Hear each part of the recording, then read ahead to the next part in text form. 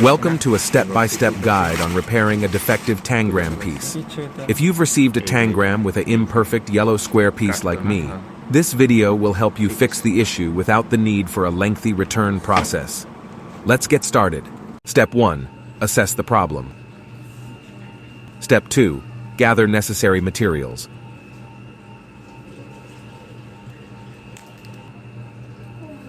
Step 3. Mark the desired shape.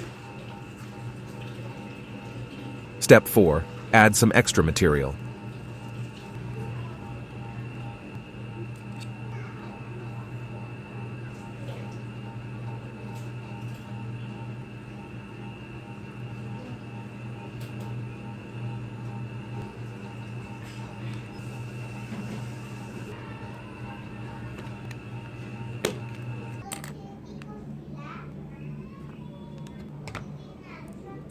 Step 5. Smooth the edges.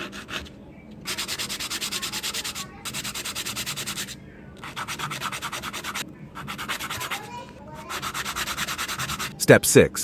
Test and adjust. Step 7. Final check.